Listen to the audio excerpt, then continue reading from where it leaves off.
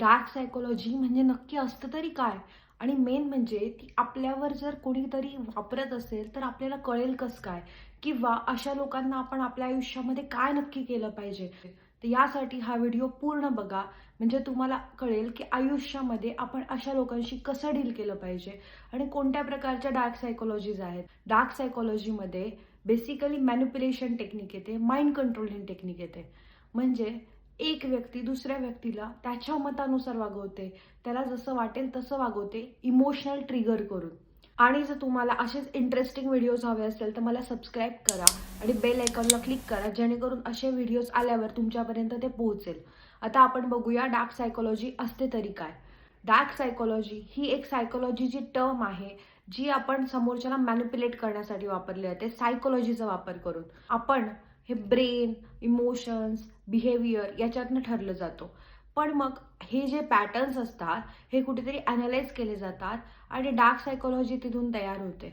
मग डार्क सायकोलॉजीमध्ये नक्की काय येतं? तर नार्सिसिझम येतं, लव्ह बॉम्बिंग येतं, लव्ह विड्रॉवल येतं, सायलेंट ट्रीटमेंट येते, विक्टिम कार्ड येतं, ब्लेम गेम्स येतात आणि बरंच काही येतं.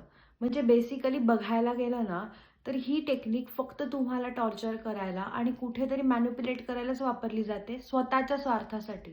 सो आपण बघूया की यामध्ये नक्की कशा प्रकारे ट्रिगर केलं जातं. बेसिकली नार्सिसिस्ट लोक हे प्रचंड सेल्फ सेंटर्ड असतात. त्यांना स्वतःपेक्षा कोणीच इम्पॉर्टंट नसतं. हे सेल्फ सेंटरचं मोठं व्हर्जन आहे. आणि असे लोक फक्त त्यांचा स्वतःचा हेतू पूर्ण करायला तुमच्याकडे येतात.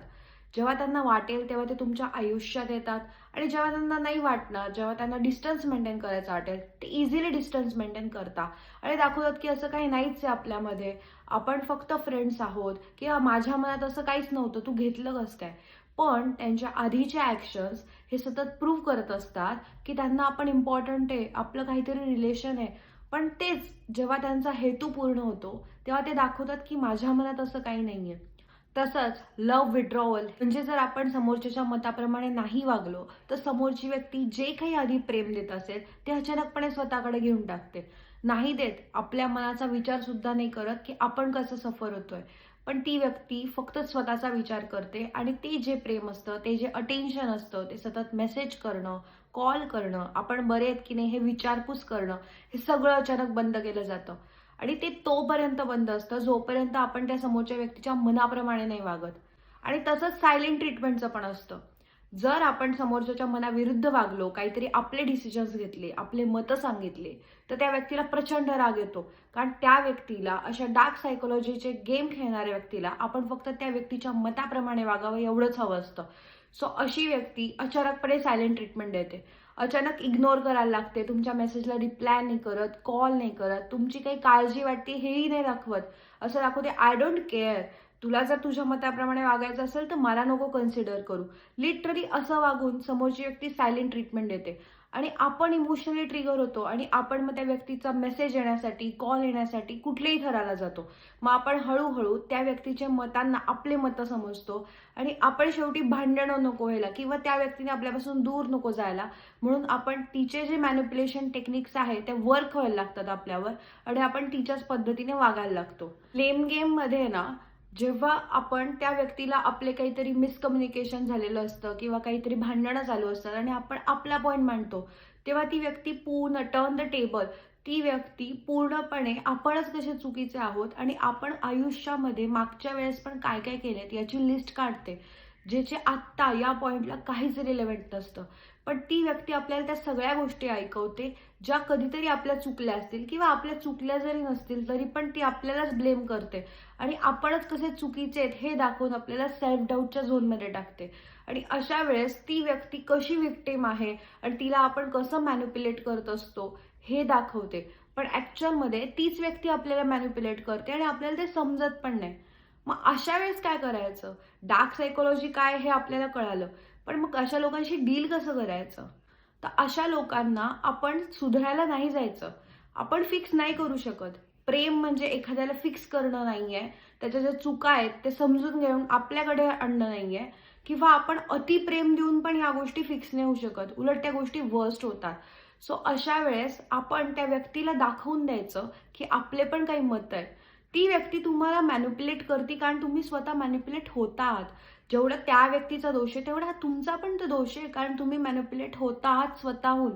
जेव्हा ती व्यक्ती लव्ह विथड्रॉल करेल, ठीक आहे ना, नाही करणार 2-4 दिवस मेसेज, पण जेवढी तुम्हाला गरज आहे ना त्याच्यापेक्षा जास्त पद्धतीने त्या व्यक्तीला गरज आहे आणि ती फक्त दाखवत नाहीये आणि कारण की तुमचे इमोशन्स ट्रिगर करायला. सो अशा वेळेस शांतपणे आपण ती सिच्युएशन हँडल करू शकतो. सेकंड गोष्ट, ती जर प्रचंड नार्सिसिस्ट असेल, प्रचंड निगेटिव्ह असेल ना, तर त्या व्यक्तीपासून खरंच डिस्टन्स मेंटेन केला पाहिजे. कारण इवन दो आत्ता जरी तुमचं खूप प्रेम असलं ना, तरी पण पुढे जाऊन त्याचं खूप मोठं मेंटल टॉर्चर होणार आहे आणि पुढे जाऊन माणूस हे एका पिरियडपर्यंत सहन करू शकतं. नंतर माणसाला शांतता आणि पीसफुल लाईफच हवं असतं. सो अशा वेळेस आपण सेकंड थॉट आणला पाहिजे, की आपण त्या रिलेशनचं करायचं काय? कारण पुढे जाऊन आपल्याला फॅमिली जर त्या व्यक्तीसोबत स्टार्ट करायची असेल, तर हे खूपच रोलर कोस्टर राईड होऊ शकतं इमोशनली. सो नक्की विचार करा. आणि थर्ड म्हणजे आपण एक प्रोफेशनल हेल्प घेऊ शकतो. आपण प्रत्येक वेळेस गोष्टी फिक्स नाही करू शकत. आपला दात दुखत असेल तर आपण डेंटिस्टकडे जातोच ना. एक्झॅक्टली तसंच जसे काही निगेटिव्ह ट्रेड्स दिसत असतील तर आपण प्रोफेशनल हेल्प घेतली पाहिजे. कारण प्रोफेशनल हेल्पनेच ही गोष्ट फिक्स होऊ शकते. त्या व्यक्तीच्या मनात आधीच्या काय गोष्टी आहेत, ती व्यक्ती अशी का वागतेय, हे एक प्रोफेशनलच सांगू शकतं. ते आपण कितीही अॅनलाइज केलं तरी पण ती गोष्ट होऊ नाही शकत. आता तुम्हाला जर हा व्हिडिओ आवडला असेल तर हा तुमच्या फ्रेंड्ससोबत शेअर करा. मला कमेंटमध्ये सांगा की तुम्हाला नेक्स्ट व्हिडिओ कोणत्या टॉपिकवर बघायला आवडेल. प्लस मला सबस्क्राईब करा म्हणजे मी असेच इंटरेस्टिंग व्हिडिओज घेऊन येईल आणि मलाही छान वाटेल. कारण की या गोष्टीमधून मला काही पैसे नाही मिळत, पण मला एक नॉलेज एक्सचेंज केल्याचं समाधान मिळतं.